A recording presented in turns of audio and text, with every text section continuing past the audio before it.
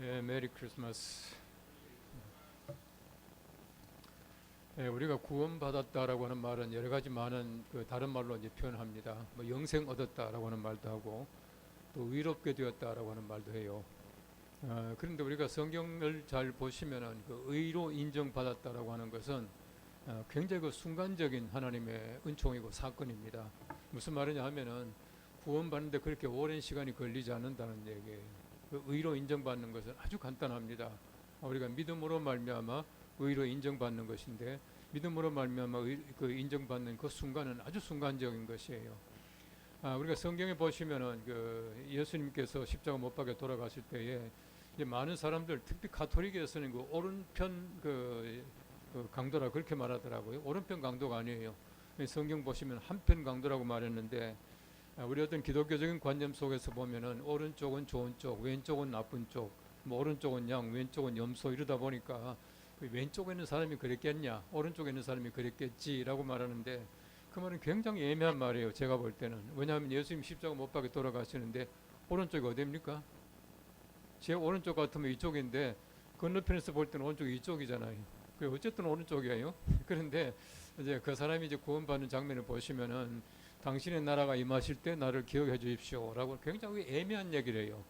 당신의 나라가 임하실 때 나를 기억해 주십시오라고 하는 애매한 말을 했지만은 예수님께서는 그에게 네가 오늘 나와 함께 낙원에 있으리라 아주 단정적으로 구원을 선포해 주셔요. 그러니까 사실은 보면 이 강도가 평생 못된 짓 하다가 마지막 순간에 예수님의 의지함으로 말미암아 구원받았다. 이 구원이라고 하는 것은 순간적인 것이다. 이제 그렇게 보거든요. 그런데 우리가 의로 인정받았다라고 하는 걸 생각해 보십시오. 의로 인정받았다. 의인, 인정받는 인자, 의인 되었다. 그렇게 말하는데 의로 인정받았다라고 하는 것은 구원받았다라고 하는 뜻인데 왜 의가 구원받는 거예요? 왜 의가 의로 인정받는 것이 구원받은 것이냐? 그거는 바꿔 말하면은 의라고 하는 것은 바로 하나님의 것이기 때문에 그래요. 하나님의 편에서 하나님께서 가지고 계시는 성품이 의라고 하는 것이에요. 딱 바꿔 말하면 하나님께서는 의로우신 분이기 때문에 우리가 인정받았다. 하나님께로 그 하나님의 성품을 인정받았다라고 하는 것이 구원받았다라고 하는 뜻이거든요. 만일에 우리가 하나님께서 의로운 분이 아니시라면은 우리가 의인 될 필요도 없고요. 의인 될 수도 없어요. 그렇기 때문에 우리가 하나님께서 가지고 계시는 그 성품이 어떤 것인가라고 하는 것을 우리가 한번 생각해 봐야 된다는 것이거든요. 의라고 하는 것은 하나님의 성품 가운데서도 우리 사람들에게 주셨는데요. 우리 사람들이 옳은 것을 추구해 나가는 옳은 것을 우리가 날마다 추구해 나가는 그런 마음의 자세를 그 정의라고 한다, 의라고 한다 그렇게 말하더라고요. 소크라테스는 말하기를 인간의 그 선한 본성이 바로 의다 이렇게 말합니다. 그 아리스토텔레스 같은 사람은 좀 다르게 얘기하는데 각자가 가지고 법이 정하는 대로 하는 미덕을 의라고 한다. 또 그렇게 해석을 하더라고요. 자, 어쨌든 우리 성경 말씀 보시면은 정의라고 하는 말, 또 공의라고 하는 말, 의롭다고 하는 말들이 상당히 많이 나오는데 우리가 의가 무엇일까? 저는 혼자 이건 제 얘기입니다. 뭐 신학적인 얘기가 아니고요. 제가 혼자 묵상하면서 생각해 보니까 의가 뭘까? 의라고 하는 것은 하나님의 질서다. 저는 그렇게 해석합니다. 이건 제 해석이에요. 하나님의 질서다. 무슨 말이냐 하면은 하나님께서 원래 만드신 태초에 만드신 하나님께서 인간에게 주신 하나님의 형상이 있고요. 하나님께서 만드신 자연에 대한 모든 질서가 있어요. 하나님께서 만드신 질서대로 행해지면 이게 의예요. 무슨 말이냐 하면은 하나님께서 이게 뭐 지구의 모든 운행을 하나님께서 해와 달을 만드시고 운행하게 만드셨는데 그 지금까지 하나님께서 만드신 그 하나님의 질서는 하나님 스스로가 한 번도 어긴 적이 없어요. 어긴 적이 없고 지금도 그대로 운행이 되고 있다는 얘기예요. 이게 뭐냐 하면은 하나님의 질서가 하나님께서 가지고 계시는 의로운 성품 때문에 그 질서가 유지가 되는 것이. 우리 사람들이 보십시오. 사람들이 예를 들어 가지고 하나님께서 만드신 하나님의 만드신 사람들의 모습대로 살아가게 되면은 그게 바로 의로운 것이고 그 사람이 의인이라고 하는 얘기예요. 왜 우리가 성경 말씀에 보시면은 남자가 남자로 더불어 부끄러운 일을 하고 여자가 여자로 더불어 부끄러운 일을 하고 그걸 왜 부끄럽다 그렇게 말하고 있습니까? 성경 말씀에 보시면은 소위 말하는 그 동성애잖아요. 남자가 남자로 더불어 부끄러운 일을 했다. 남자가 짐승과 더불어 뭐 교합을 했다. 성경 말씀 보십시오. 죽이라 그렇게 말하잖아요. 다 죽이라고 말하고 있어요. 어떤 분은 말하기를 하나님이 뭐 살인을 갖다 원하신다, 살인자다 이렇게 말하는데 전혀 아니에요. 하나님이 죽이라고 하는 말은 그만큼 나쁘다는 얘기입니다. 그만큼 나쁘다는 얘기. 심지어는 부모를 거역하는 자는 반드시 죽을지니라 그렇게 말하고 있거든요. 그만큼 부모를 공경하는 것이 중요하다는 것을 하나님께서 그렇게 표현하고 계셔요. 자, 어쨌든 보십시오. 하나님의 질서라고 하는 것인데 하나님께서 원하시는 것은 뭐냐 하면 질서대로 살아가는 거예요. 질서대로 살아가라. 그래서 하나님께서 질서대로 살아가는 것을 원하기 때문에 바로 그것을 의다 그렇게 말하고 있는 것이 그것이 바로 의다 정의다 그렇게 말합니다. 우리가 성경 보시면은 얼핏 이해되지 않는 그런 부분들이 조금씩 나타나요. 이제 그런 것들을 좀 풀어주기 위해서 이제 궁금한 이야기라고 하는 지금 프로그램을 지금 준비를 하고 있습니다만은 보면은 이렇게 그 야곱의 그 넷째 아들이죠 유다라고 하는 그 아들이 있습니다. 유다가 이제 그 아들들이 있었는데 그 아들들에게 후사가 없어요. 이제 그 손자가 없었다는 얘기입니다. 다말이라고 하는 며느리를 얻었거든요. 이 다말을 얻었습니다. 이 다말을 얻었는데 이 다말이 첫째 아들과의 관계 이게 사이에서 자녀가 없었거든요. 그 옛날에 가족 법을 보시면은 형이 그 후사가 없으면은 그 아기가 없으면은 그 동생이 형수를 취하여 가지고 아기를 낳게 돼요. 그게 이제 그 당시의 법이었습니다. 그런데 둘째가 예를 들어 형수와 더불어서 아기를 낳게 되면은 둘째 아들이 되는 것이 아니라 첫째 아들이 되는 것이 그 당시의 법이었어요. 근데 그러다 보니까 그 둘째가 생각할 때는 이거 아기 낳아도 이거 내 아이가 아니겠구나 해가지고 성경 말씀 보시면은 이 잘못 죄를 범하지 않습니까? 하나님께서 그것이 싫어해서 하나님께서 둘째를 죽이셔요. 그 셋째도 마찬가지로 죽을 줄로 알고 그랬는데 바로 그 셋째가 이제 며느리를 안 주죠. 그러니까 며느리가 후사를 잇기 위해서 어떻게 합니까? 그 유다를 꼬여가지고 장녀 모습을 하고 양을 치러 가는 데에 그 시아버지와의 관계에서 아기를 갖게 돼요. 근데 그때 보면은 장녀 모습을 하고 있으니까 유다가 바로 그 장녀 집에 들어오려고 하니까 바로 그 며느리인 그 장녀 모습을 한 며느리가 말합니다. 당신이 나에게 뭘 가지고 그 약속하겠냐, 약조하겠느냐 그렇게 말하니까 내가 양 한 마리 주겠다. 양 한 마리 말고 당신이 지금 내게 뭔가 약조를 주어라, 증거를 주어라 그렇게 말합니다. 그때 지팡이와 이 도장끈 이걸 가지고 있게 되죠. 이 동네 사람들이 금방 보니까 얼마 있다 보니까 이제 유다라고 하는 미안합니다 다말이라고 하는 며느리가 배가 불러오니까 사람들이 말하잖아요. 당신의 며느리 다말이 행음했습니다. 지금 아기를 가졌습니다. 그때 뭐라 그럽니까? 유다가 말하기를 불살라 없애라 불을 질러라 그렇게 말하고 있어요. 여러분이 그 당시에 소위 말하는 불륜을 통해서 아기를 가졌다, 과부가 아기를 가졌다라고 하는 것은 그 당시에는 돌로 치든 불을 사르든 쉽게 말하면 죽이는 것이 법이에요. 성경 말씀에 보시면은 제가 지금 지난번 한번 잠깐 말씀드렸습니다만은 유다라고 하는 요셉이라고 하는 그 예수님의 육신의 아버지죠. 그 마리아를 데리고 가는데 그때 이미 배가 불렀어요. 이미 배가 불렀는데 지금 만삭이 된 마리아를 데리고 지금 베들레헴까지 가지 않습니까? 그래서 우리 김하나 목사님도 잠깐 그 얘기 하셨는데 지금 갑니다.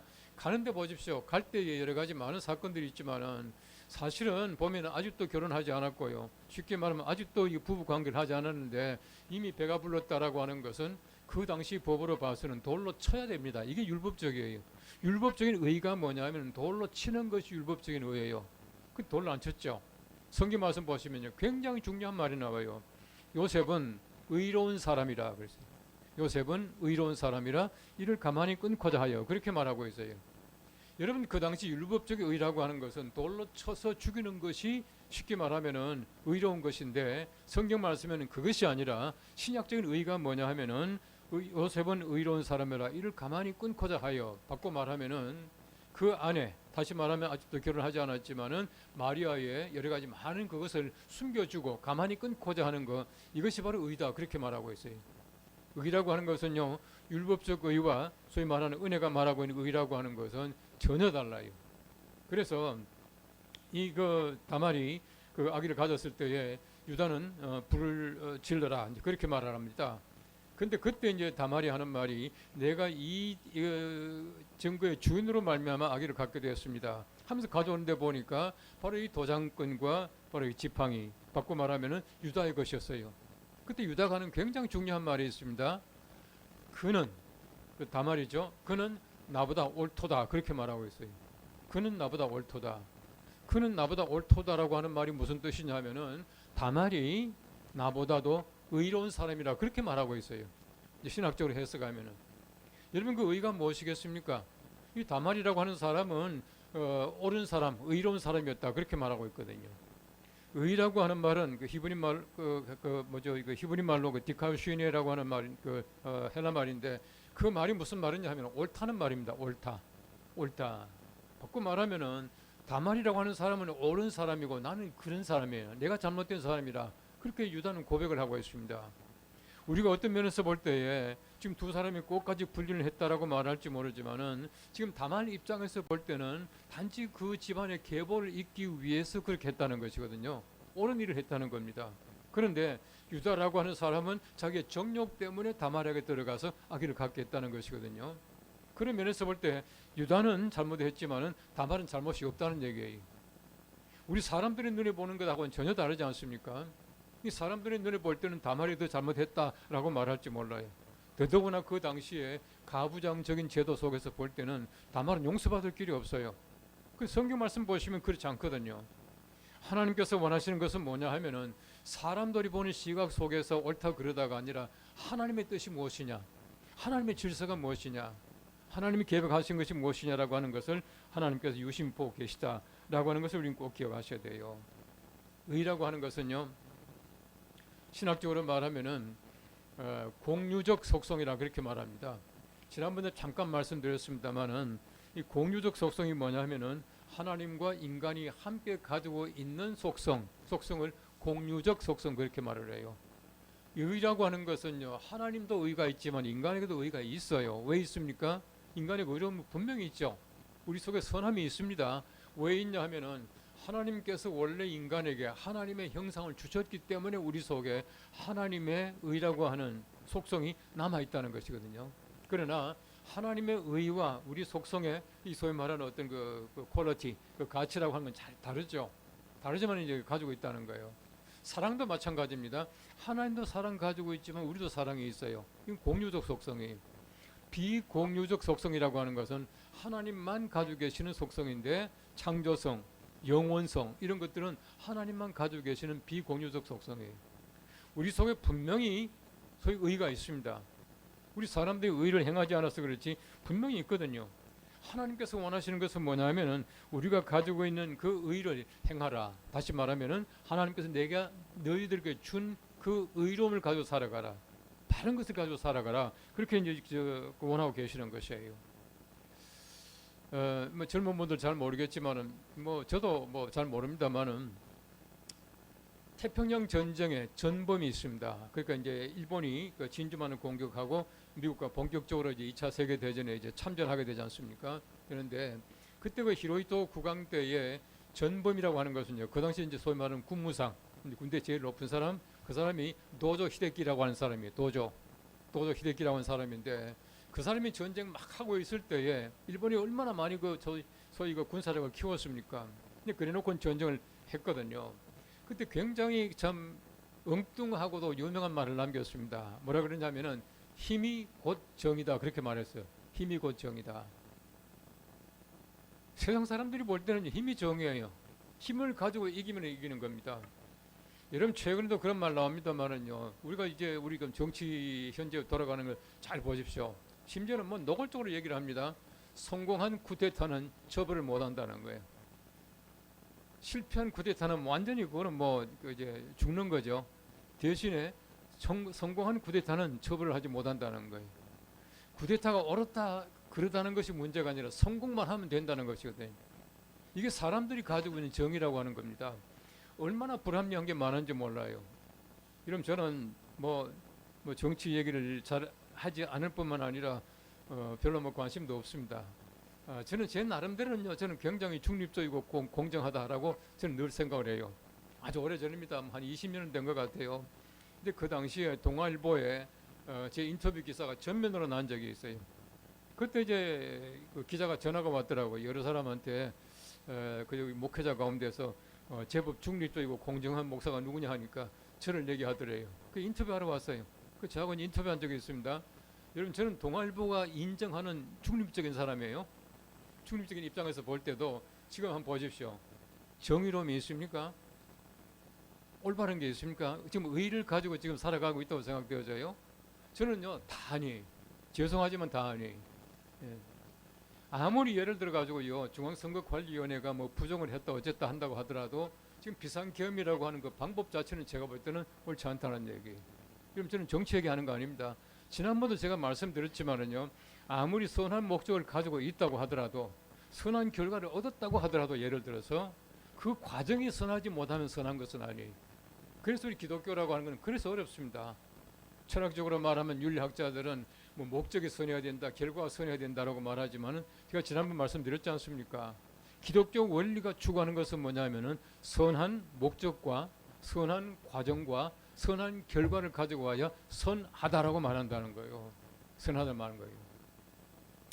최근에 와서 보면은 사실은 보면은 국정 참 이게 어려워지는 거에 대해서 책임은 우리 전부 다가 있어요. 전 국민이 다 있고요. 뭐 정치는 말할 것도 없고요.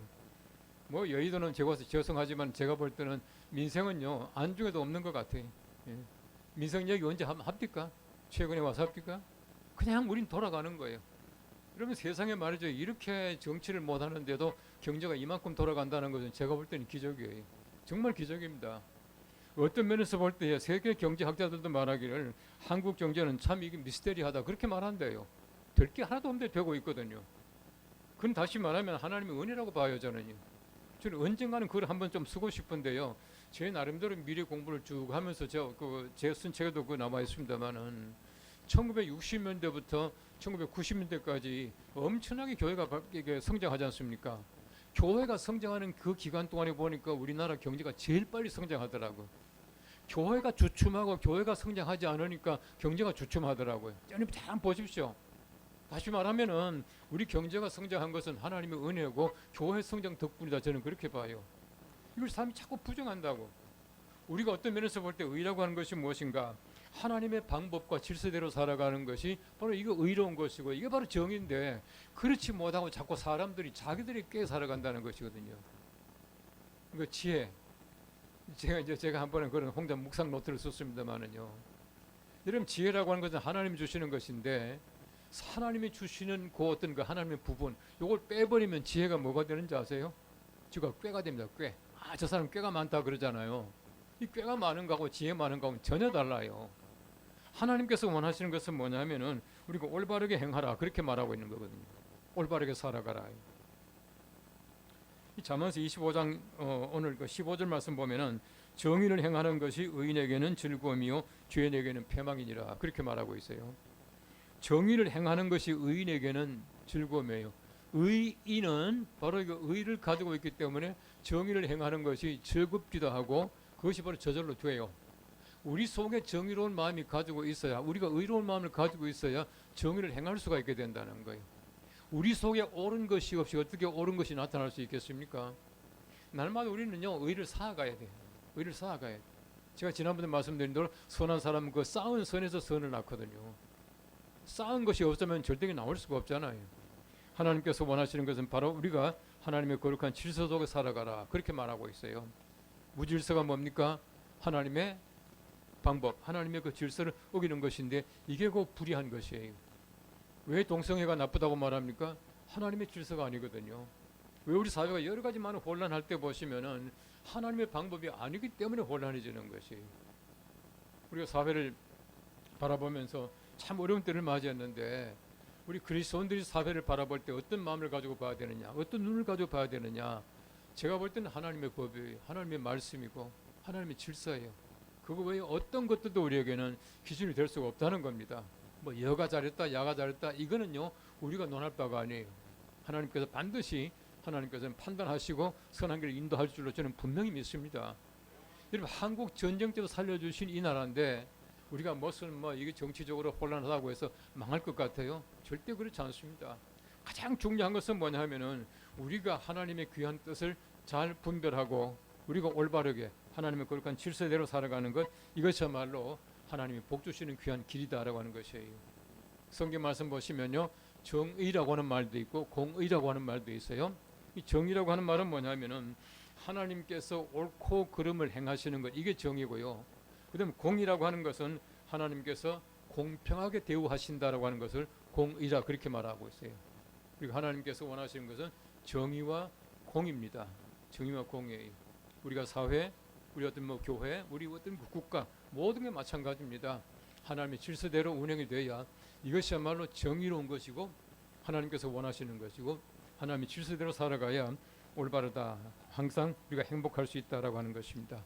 아무쪼록 우리가 사회를 바라보면서 하나님의 질서인지 또 하나님께서 원하시는 선인지 날마다 분별할 수 있는 우리 모두가 될 수 있기를 간절히 바랍니다. 네.